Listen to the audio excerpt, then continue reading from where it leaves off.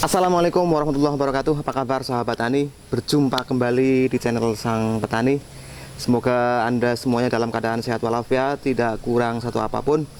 Melanjutkan pada video kemarin, obrolan kita dengan Mas Mano yang kita sudah cerita tentang latar belakang beliau, bahkan dari pendidikan dan sebagainya.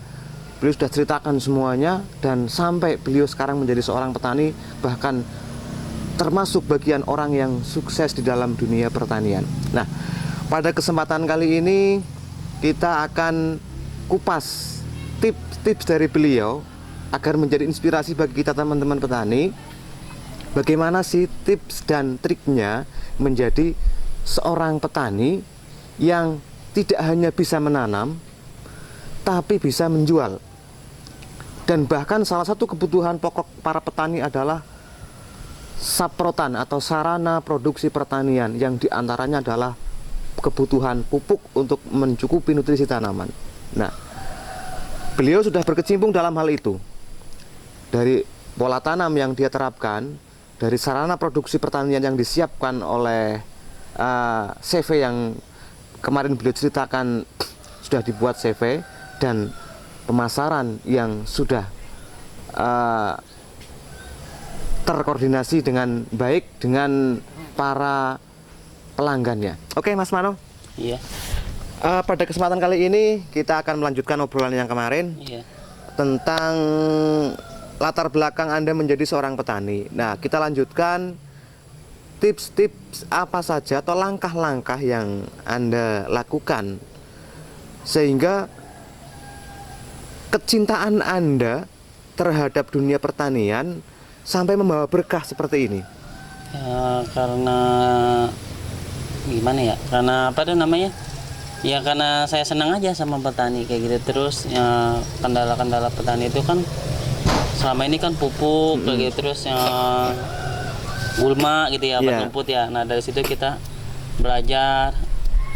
Karena saya kan cuma lulusan SD ya kan. Jadinya kadang-kadang dikatain mimpi, kok lo bisa belajar kayak gitu ya. Mimpi? Iya, mimpi lo belajar kayak gitu. Tapi menurut saya sih nggak ada yang mimpi kayak gitu. Contohnya saya udah bisa bikin pupuk sendiri kayak gitu kan ya. Terus sampai sekarang punya CP, sampai sekarang juga kita di sana bikin obat-obat rumput.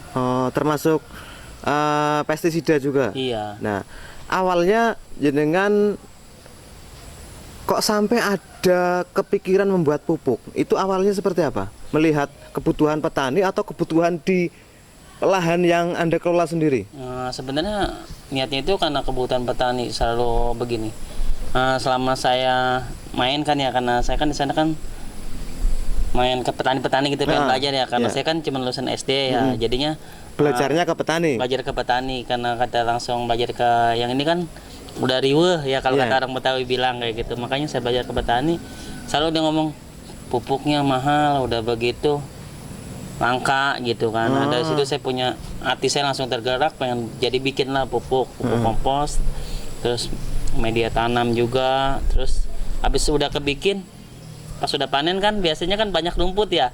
Dari situ kita langsung bikin obat rumput, obat pembasmi rumput. Dari situ ya ada lagi kendalanya, kendalanya itu pemasaran ya. Pemasaran ya, setelah tercukupi kebutuhan pupuknya, lalu di pemasaran dari hasil produk pertanian. Nah, sebelum ke pemasaran kita lanjutkan ke pupuk dulu, Mas. Apakah produk yang Anda buat itu selain bermanfaat untuk panjenengan sendiri di lahan, itu juga dimanfaatkan oleh petani lain sekarang? Ya, alhamdulillah sekarang itu sudah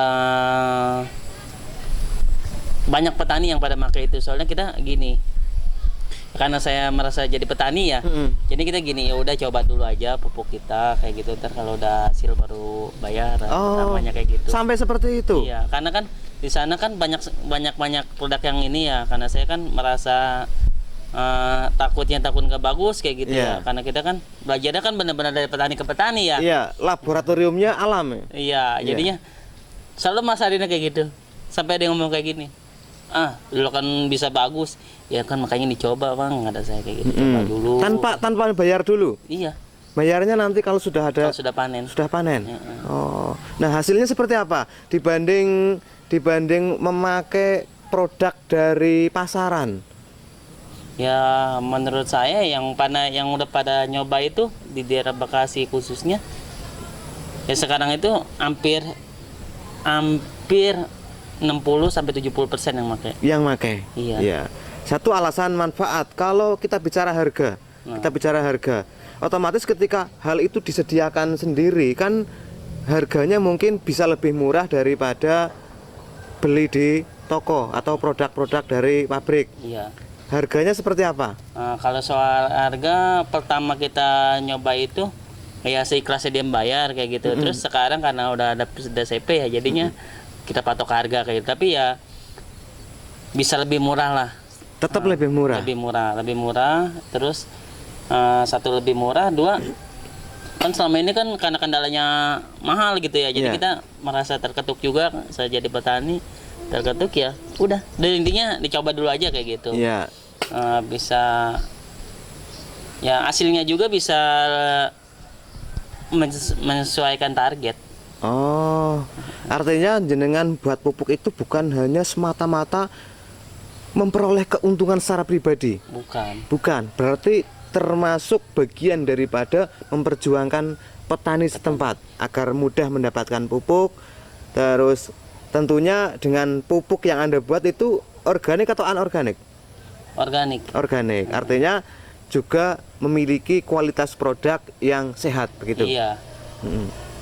Terus setelah pupuk itu terpenuhi, otomatis petani itu memiliki keterbatasan dalam memasarkan produknya. Itu peran Anda itu terhadap teman-teman petani di sekitar Anda itu seperti apa terhadap pemasaran dari produk yang dihasilkan oleh petani sekitar? Ya, masarkannya ya kita kan karena di sana kan karena kita berkomunitas ya. Punya komunitas. Namanya komunitas petani muda kayak gitu. Jadi di situ khusus dia kalau ini ada gantung-gantung ininya dia kayak gitu. Jadinya pokoknya intinya masing-masing ininya aja dah kayak gitu. Bagiannya dia kayak gitu. Jadi di situ bagian dari pemasaran. komunitas itu ada ahlinya masing-masing. Iya. Ada yang ahli di bidang pupuk, ada yang ahli di bidang hama, ada yang ahli di bidang pemasaran. Artinya jenengan berarti komunitas itu komunitas yang jenengan buat. Iya. Komunitas apa namanya tadi? Petani muda. Komunitas petani muda. Iya. Dan isinya juga anak-anak muda. Iya, alhamdulillah petani ya betul komunitas saya itu umurnya dari 35 tahun ke bawah. Oh, 35 tahun ke bawah. Soalnya selama saya muter-muter ya petani itu jarang yang muda kayak gitu kan. Ceritanya banyak yang mudanya gimana? Nggak ada yang mudanya. Pasti setiap saya tanya, kok kagak ada yang jadi petani kayak gitu. Enggak, katanya. Nggak ada hasilnya kayak gitu. Pertamanya kan ya. Nah, dari situ kita buktiin jadi kagak lah, nggak begitu-begitu banget kata saya kayak gitu kan. Dari situ saya punya gerakan yang petani muda. Nah, jarang gerakinnya juga ada triknya juga, Kang. Oh, gimana? Jadi pertama kita kan kalau anak muda biasanya main HP ya. Iya. Main HP di situ kita di tempat itu kita sediain wifi. Jadi anak-anak itu saja dia datang sendiri ke situ. Oh, biarkan dia senang-senang dulu. Senang dulu. Kan pas kita panen kan dia pasti ngeliat, kok enak ya kalau di rumah saya ada ini kayak gitu. Pertamanya kayak gitu. Oh. Makanya setiap tempat saya pasti ada wifi-nya kayak gitu. Ada wifi-nya itu dia kenapa setan wifi, karena kita ngimbangin yang ada kayak gitu. Soalnya kan anak muda kan biasanya sekarang mainnya kan HP terus kayak gitu. Nah, dari pas dia itu sekarang dari biasa main HP, biasa di PT itu sekarang alhamdulillah ya udah banyak yang ikut belajar bertani. Oh, belajarnya mereka itu langsung terjun ke lapangan atau pilih di marketnya? Banyak kan sih di lapangan. Di lapangan sebagai petani. Karena untuk penyediaan kebutuhan sarana produksi pertanian sudah di backup oleh CP yang jenengan buat itu. Iya. Itu juga ada berapa karyawan CP-nya? CP sekarang sudah 9 orang. 9 orang di yang mengolahnya pupuk itu. Tapi yang pemasarannya sekarang udah 8 orang. Pemasarannya 8 orang dan yang berada di gudang produksi ada 9 orang.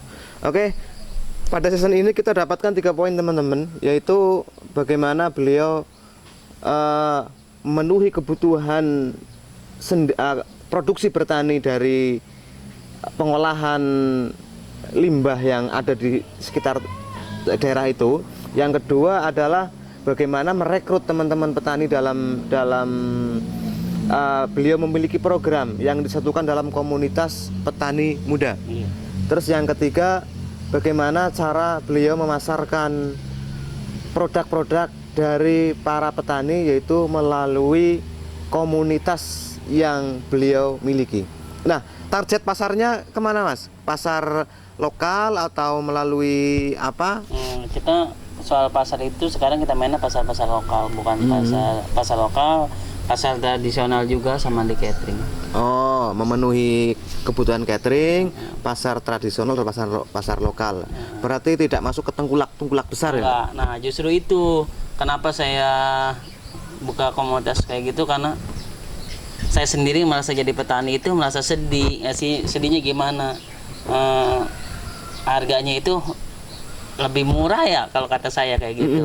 Jadinya saya bikin komunitas itu bukan seolah saya mentiin tengkulak kayak itu. Enggak. Saya bikin komunitas itu karena ya saya pengen petani-petani itu benar-benar ada hasilnya, bisa dihargai. Oh, begitu. Artinya hal yang Anda lakukan bukan semata-mata untuk keuntungan pribadi, bukan, tapi untuk keuntungan teman-teman petani. Petani kayak gitu. Oke, sahabat tani, hal ini menjadi sebuah inspirasi besar bagi kita semua teman-teman petani, khususnya petani-petani muda yang ingin belajar bertani. Bisa kita ngobrol-ngobrol langsung dengan Mas Mano yang pada saat ini kebetulan beliau sedang berada di Banjarnegara, tempatnya di Kampung Gagot, di Desa Kutawuluh ya. Desa Kutawuluh. Oke, kita akan berjumpa kembali di season berikutnya. Tentunya banyak sekali hal-hal yang akan kita kupas, banyak sekali hal-hal yang akan kita ambil dari pengetahuan beliau melalui channel kami, channel Sang Petani. Cukup sekian, assalamualaikum warahmatullahi wabarakatuh.